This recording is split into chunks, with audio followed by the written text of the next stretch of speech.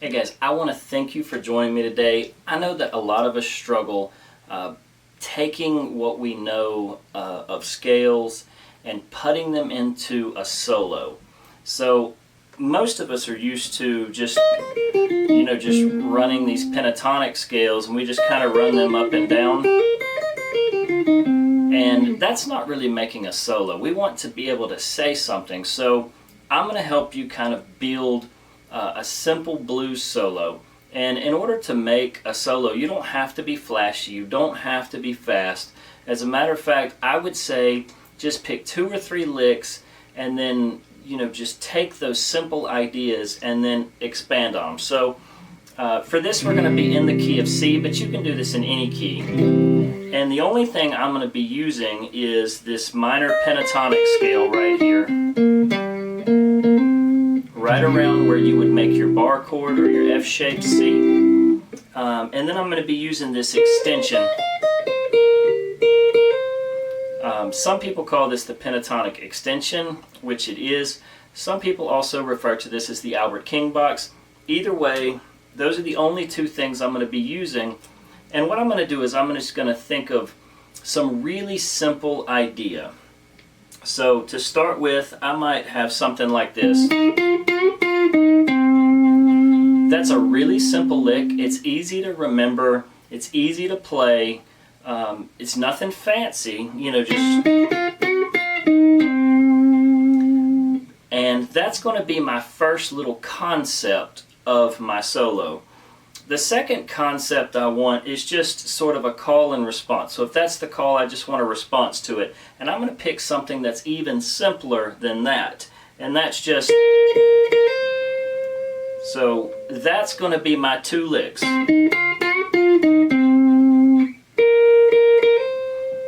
And all I'm going to do is, that's going to be how I play it the first time. The second time, I'm going to take that same idea.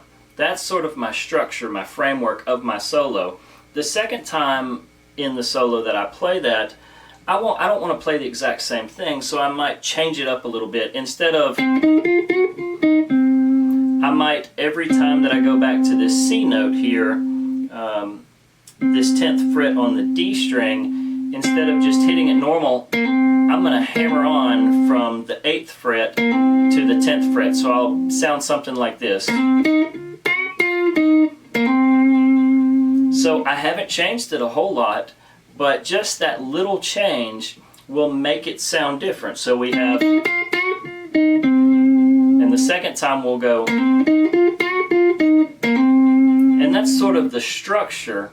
And I'm going to put on a backing track here, and I'm going to show you how I would go about building a blues solo that's easy, it's recognizable, it's memorable, it's not difficult to play, and you're not aimlessly wandering around trying to just, find things in a scale. You're taking something very simple like this lick and the response to it, and you're just changing it slightly to build an entire solo. So let's put on the backing track and let's see how this works. Alright, first lick. The response. Now I'm going to let it breathe. I don't want to take up all of the space. Now here's the second time I'm going to play.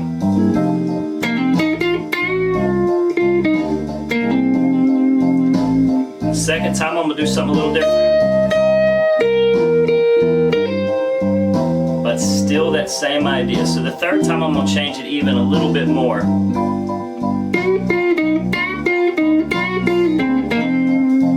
And how about this?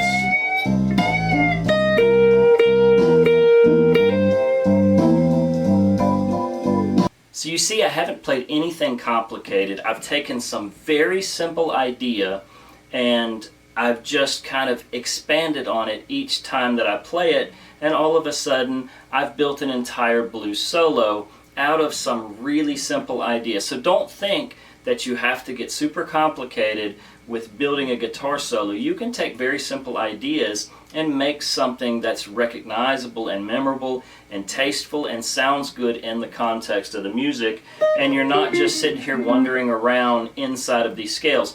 Pick 2 or 3 notes or 3 or 4 notes and make those sound good, and then just kind of change them up, bend them a little differently, or bend a different string, or use a hammer-on to kind of change it, and all of a sudden, you know, that one simple lick you took all of a sudden becomes something completely different, and you filled up an entire solo, and you haven't really done that much. So I really do hope that you take this into account when you're trying to solo, and I hope this helps. And as always, if you need something, just reach out to me and I'll be glad to help you.